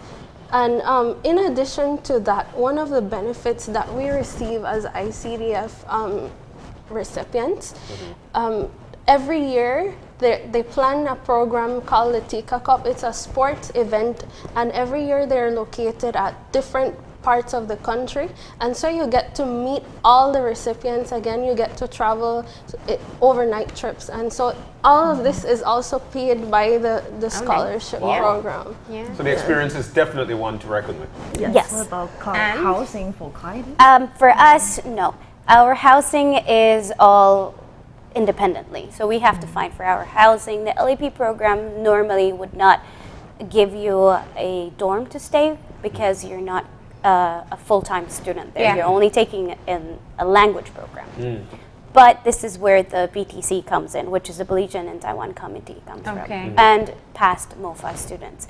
So we started this exchange program of which every MOFA would take care of, the past year MOFA will take care of this year's running MOFA and so forth. So we will be helping with So there's a support system built in there that you guys created. Right. Yes. Well, Gail was actually part of the funding, and I was a president for 2 years. Cool. Yeah. So with the MOFA scholarship, what all is covered? Well, it's covered. It will give you a monthly stipend. Like I said, the first year is $25,000.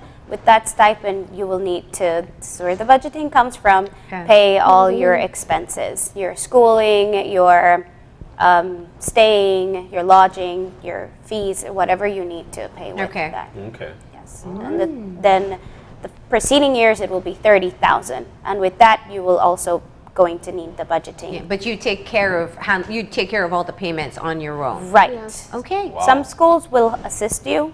My school had the opportunity that they really did assist us on paying some of our things. Okay. By us just giving them the money, and then they would take care of all business. the business. Okay. Okay. So, it sounds welcoming. It sounds like something that, especially in today's day and age, we've got very vibrant young people who actually want to make that step. Now, talk to us about getting back home. What was that feeling like, having to leave there and then coming back home? Bittersweet? I think it was very bittersweet. I fell in love with Taiwan. I really like Taiwan. Everything that's conveniency, its way of treating people, their punctuality. We're very punctual. Yeah. Their way of just going outside and just having one card, only one card, which is the yo-yo card, and paying all my bills with just that, or paying whatever I need to do with just that, going into the bus with just that. So now coming back home, I love coming back home because my family is here. Yeah. My people is here. I can speak fluent English or Spanish here. Yeah. I'm okay. Yeah. I feel safe. So it is a bittersweet, and I still miss a lot of Taiwan, the food, the people. I don't think I've met one student who's left Taiwan who didn't love it.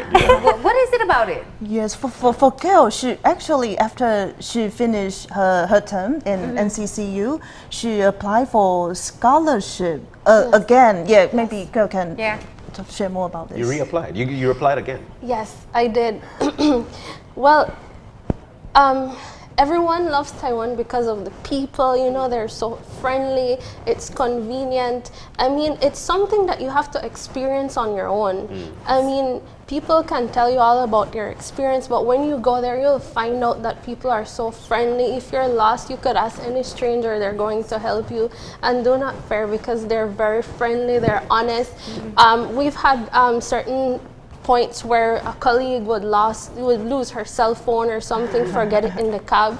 Yes. I mean, they find a way to return it to you. Yes. The people are very honest and friendly and everything. Yeah. And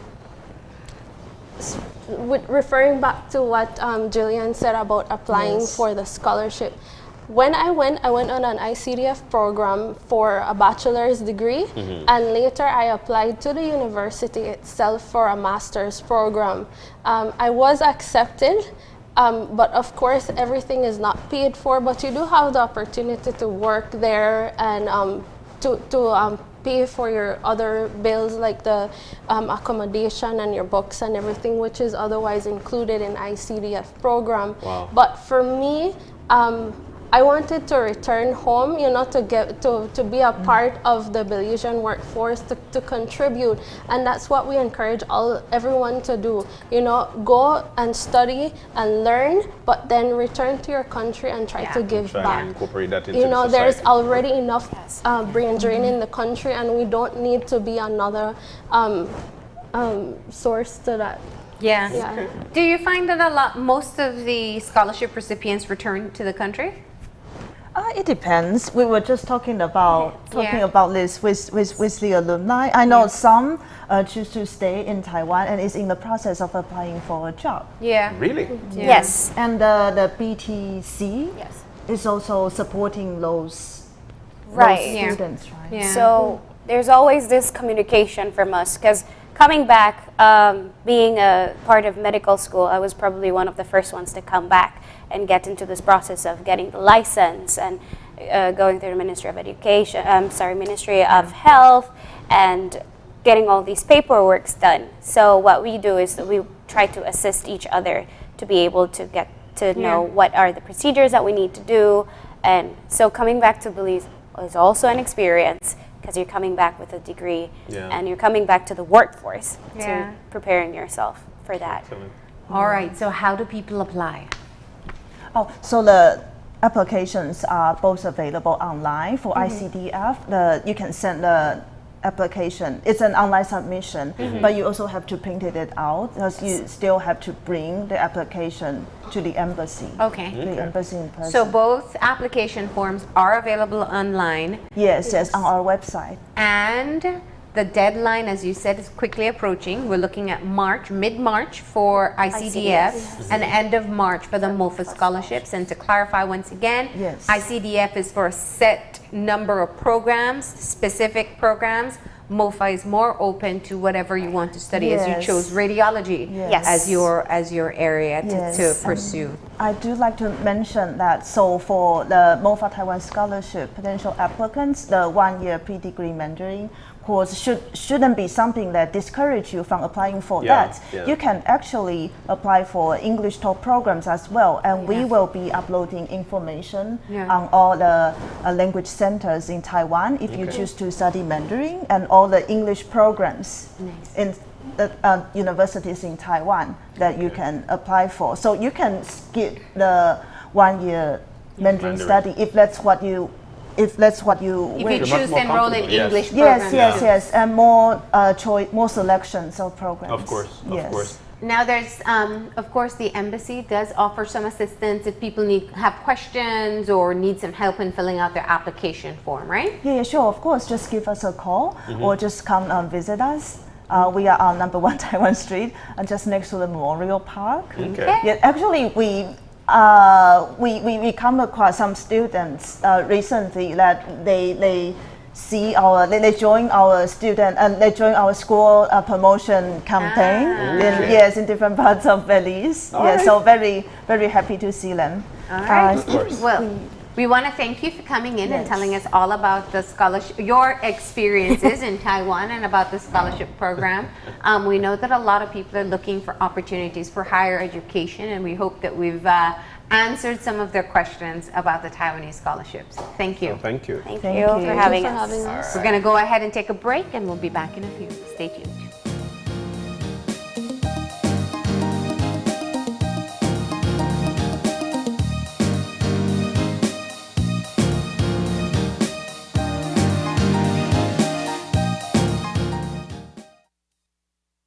Signing up for Smart's broadband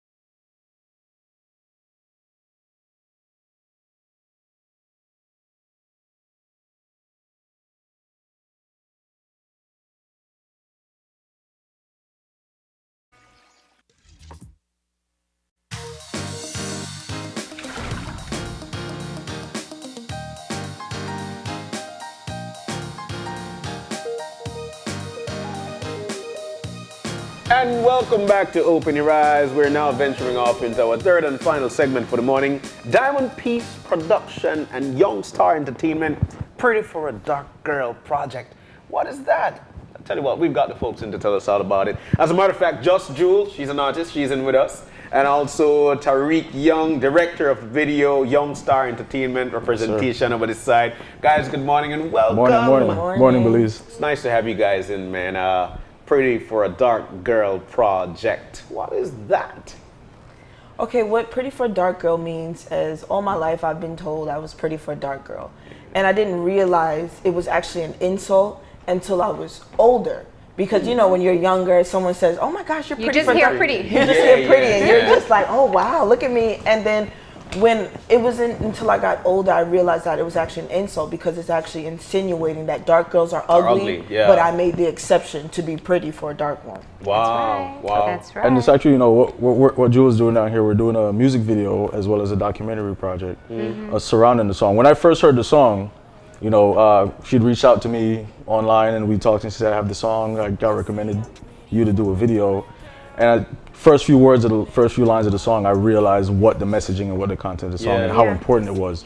As a father to a young dark-skinned girl myself, I have nieces and friends and, you know, people that I know that have maybe faced and can relate to the music and relate to the lyrics. And Jules just has an exceptional voice and talent as well. I immediately said, yes, let's figure out how we can do this and let's see how we can grow it also, because beyond the music video, we're also doing a documentary project on this kind of topic and that kind of passive racism and you know, stereotyping that happens and how this can really affect people and see effects that maybe we aren't discussing or even talking about. Jules, tell us about yourself. Where are you from? What are you doing? I'm from New York. I was born and raised in New York. My mother is American. My father's Belizean. He lives in Belize now. I play the drums, I play the bass, I sing, I act, I model. I have like 3 different jobs. Like I do a lot. I do a lot. But other than that, I'm just all about like spreading positivity, spreading women's empowerment, reaching out to the younger generation, basically letting them know just to embrace the skin you're in, because nowadays we see a lot of stuff on the media and we see the girls like, you know, changing their skin color or getting certain enhancements and stuff like that. And I just want to, if I could just reach one girl, just let them know it's like, you can love yourself. As long as you love yourself, you don't have to worry about anything else. That's right. Where would you say this influence comes from? I would say it would have to come from my mother. Like my mother is like really my hero. She's extremely strong and she's been through a lot, and she's always like instilled in all 5 of her kids. She has 5 kids. So she instilled in all 5 of us like self-love, and we was brought up in the church. And with that being said, that's just the whole, I guess, like your the whole foundation concept. My whole foundation was in the church. So she instilled that in us from young. With such a diverse background, you spoke of, you know, playing instruments, you're doing many different jobs. Yes. Why did you make the choice to use music as your outlet to push this positive message? Because music is universal. Like everyone, that's something everyone can relate to. And since I've dropped the song, which was last year in February, I've gotten so much feedback like, oh my gosh, I go through this all the time. Like I was told this all the time. And like so many women, I guess they didn't want to speak out or couldn't find a way to speak out. But through my song, they was like, oh my gosh, like this song is super relatable. I have daughters, I have this, like everyone can really relate to this. So I just felt like music would have been the best way to put it out. It's a really interesting time, especially in America. Yes. And I think that what we are seeing is a shift, but it also comes with a lot of unlearning of practices. So there's learning to respect each other, but unlearning things that people do. And your primary example, the name of your song, Pretty for a Black Girl, for a dark girl, is exactly that. Yes. It's the backhanded comments that people give that they don't realize, or sometimes they do realize, is actually, it can be perceived in a negative way. Right, because in my song, it's the first word is, not the first word, but in my song it says, it be your own people that be saying this stuff, saying that I was never told by a white person or by a Spanish person, oh my gosh, you're so pretty. I was told by this by black people. Yeah. And some of it is like she said, some of it is like ignorance, like just not knowing that that is actually an insult. And then also with like the word dark, when you hear your dark skin, like dark is just a word that's connotated around negative. Like when you hear dark, you think of, oh my gosh, you're scary. That's like scary. Right. Yeah. So when you hear dark skin, we already look out like this, and it's like black people is separating us. They making the light skins here, and they're making the dark skins here, and that's where the issue of colorism comes in. Yeah. Because it's like we're already separated. Why would you want to separate us even more? Yeah. You know, that's so funny. Shades of black. Yeah. Exactly. And it's a real situation. It is. 100% real. It is. Till this day, 100%. We're still telling each. I'm a dark skinned guy. I mean, like I dark, you know, and people would still try to demoralize me by saying you just black, and just using black. that word. Yes, that word is actually a bad word. There are phrases like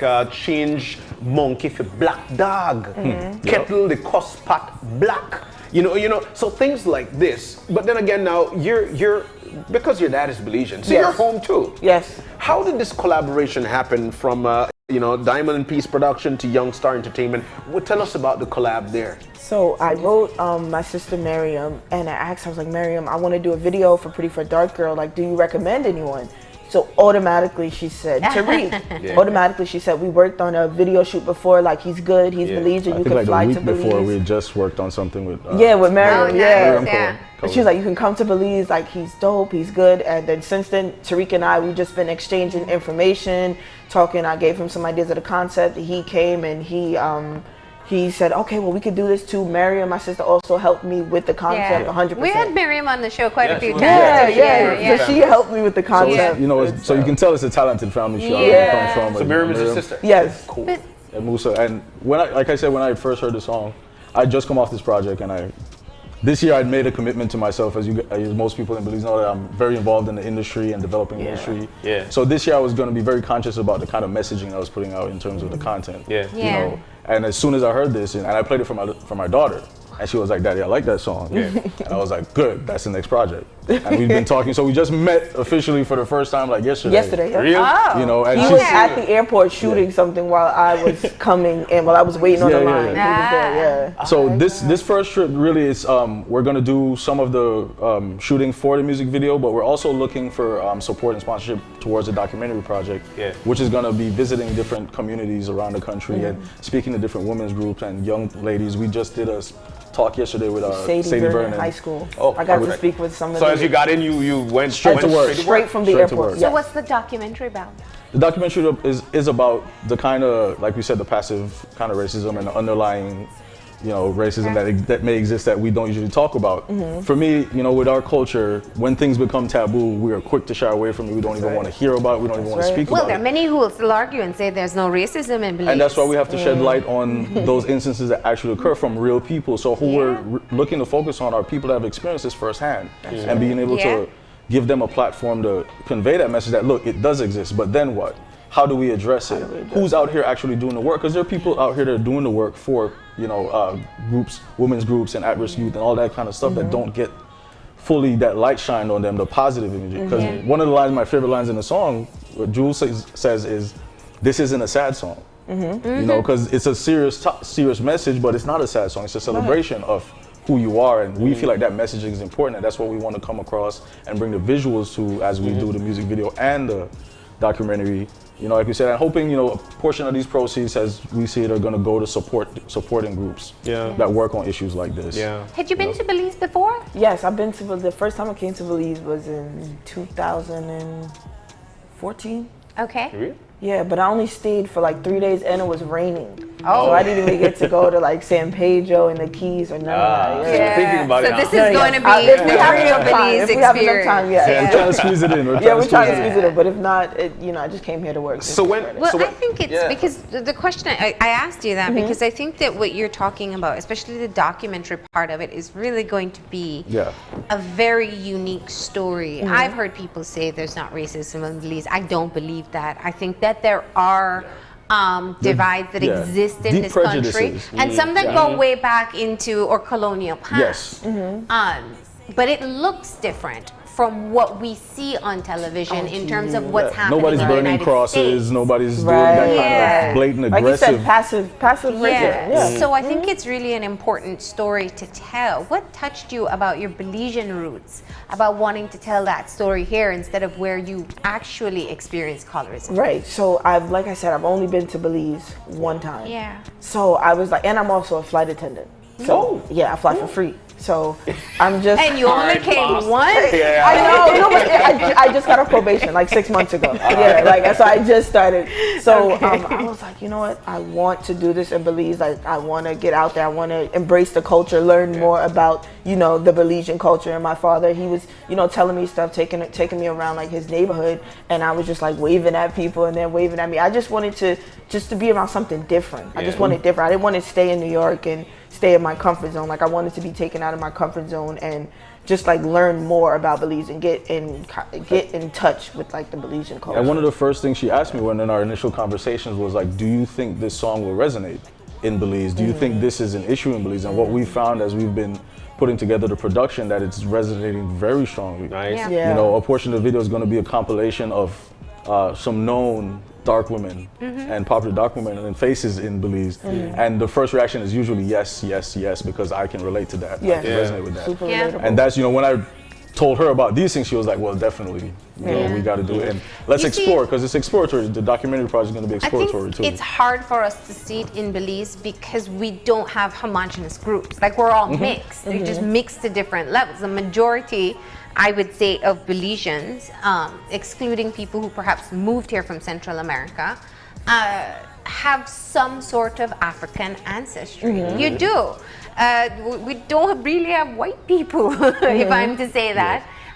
We just have different shades of color, but it doesn't mean that it doesn't allow for a divide. That's right. And so that is really, I'm really interested in hearing more about that story as you guys unfold. Well, we it. hope you'll be one of the people that we get to interview and talk about, these issues going forward. And that's also, if you're interested or if you have a story that you want to share your experience and you're willing to talk to us, put on camera, you can reach out to us. You can contact Jewel. My email is jeweljonesfree@gmail.com. Jewel Jones Free. at gmail.com. Two U's in Jewel. No, One- it's just Jewel Jones Free Okay. at Gmail. The two U's is for like. We're gonna make sure we post that up so JW. nobody gets it Okay, confused. And you can find her on Instagram. Yeah. My Instagram is JUUSTJEWEL. So when does production start? We're shooting, production started from yesterday. Once she landed, we're going. But we're doing a Diving few of the into the work. scenes Wednesday and Thursday. We got to shout out DYS and Rustic Corner that are allowing us some location support with that, and all the people who so far volunteered their time to be out there Thursday. But we're still open for a few people, and once Jewel goes back, we're also going to be continuing because we have separate scenes that don't include her that we're going to be calling on people. What would you say, this is clearly a message that you have embraced for yourself, and kind of just a coming to terms with society. What difference has it made in you that you are so intent that you can at least touch one more girl and hopefully more? You know what, with now, like I was speaking to the girls yesterday, like this generation has had the highest amount of suicides. The highest amount of suicides for the younger ones, like from ages 9 to like 13, 14, the highest amount of suicide. And that is sad. Like that is really sad. Scary.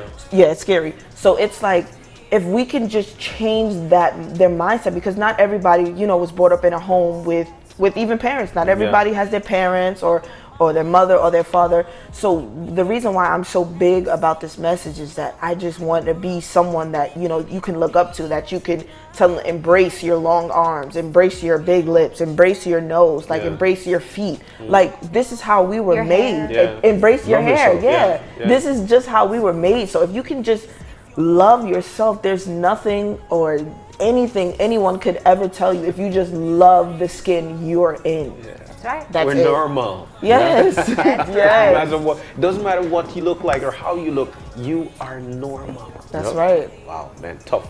I like, we When like the will we message see behind this it. video? Yeah. I mean, you're talking about a quick shoot. I hear you something, guys talking about packs. schedule? Well, you know, next month is Women's Month, and we're hoping to do a premiere. It'll be dependent largely on the support that we do get, because we do have some feelers out with additional sponsorship to get this locked in. And if anybody's out there interested, like again, we're going to appeal. That's my job, to make sure you guys support. You'll be getting emails from me, all the companies. But yeah, we're aiming for a March release, because in the theme of Women's Month and everything, and we wanted to go. Well, we hope that you will be back to launch it here. Well, since we know you fly free now, you know.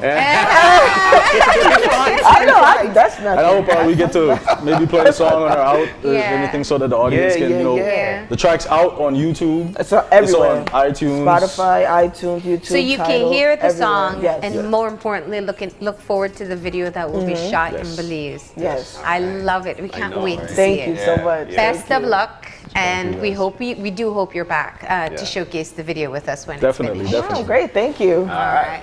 We're going to go ahead and take that final break now, and when we come back, we'll have our wrap up, so stay tuned. In my world, they say I'm pretty for a dark girl. Man, you know I really hate that shit. And then they say you got some nice curls, then turn around and say I must be mixed. Man, I don't get it. I try not to sweat it, but day after day I keep getting questioned, like why I worry about how. The Believe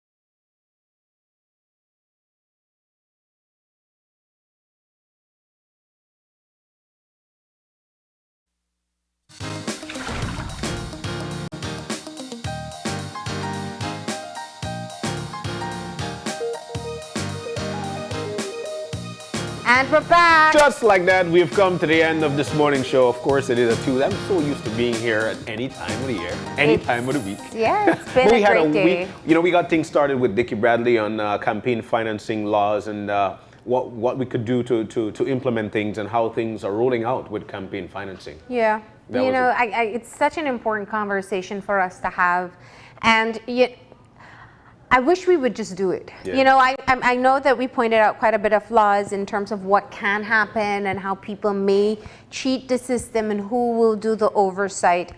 But let's get the laws in place, and then we can work on ensuring that it's enforced. Yeah. We do need enforcement and proper resource allocation across the board. The point is that people are frustrated. Yeah. It took the Saldivar scandal for us to get to this point, but there will be others. There have been many before.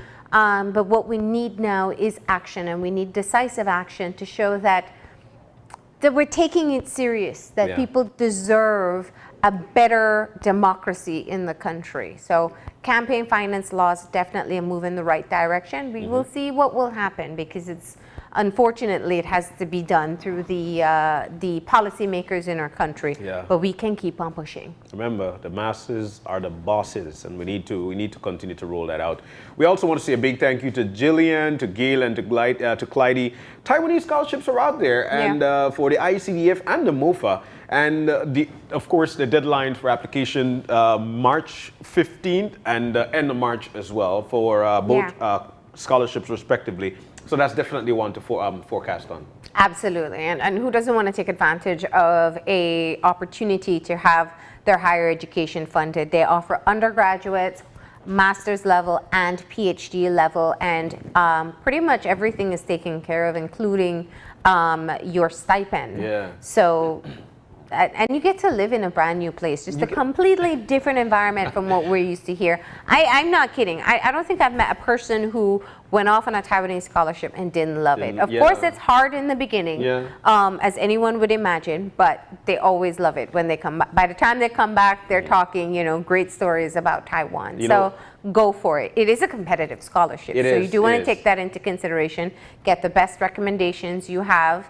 A 3.0 is required for application. Yeah. And, give it your best shot. Give it your best shot. Learn a new language. How wonderful would it be for you to come on home and you're just rapping off in Mandarin? Oh my goodness. So you got Creole, English. If you could talk Spanish, a good song, Garifuna, and some Mandarin. My goodness. And we also want to say a big thank you as well to Jules and to Tariq. It was an excellent conversation with them. Diamond Peace Production and Young Star Entertainment. They're collaborating on a wonderful project, Pretty for a Dark Girl project. Yeah. I mean, the song is already out. You can listen to it and really get a vibe for it. Play it if you have daughters, play it for your girls. Play it and listen to it and have the message really sink in. I'm looking forward to seeing what the video will look like, but I'm even more so looking forward to seeing that documentary. I think there's a bit of, there's a lot of untold stories in this country, but just the perspective on race and the perspective on how we view people based on the color of their skin is going to be one that we don't talk about very often, very taboo as well. So I'm looking forward to that. Yeah, we're game for it. But I'll tell you what, Belize, we come to the end of this morning's show. If you've got any questions, any concerns, you could always drop us a line. We're at OYE at channel5belize.com. You can also drop me a line at Marlene_OYE at channel5belize.com. Find us on Facebook at Open Your Eyes BZ and on Instagram at OYE Belize. And remember to tune in tomorrow morning at 6:30 when you open your eyes. To start your morning right. As per usual, keep your eyes, your minds, and your hearts open. We'll see you soon. Enjoy your day, Belize.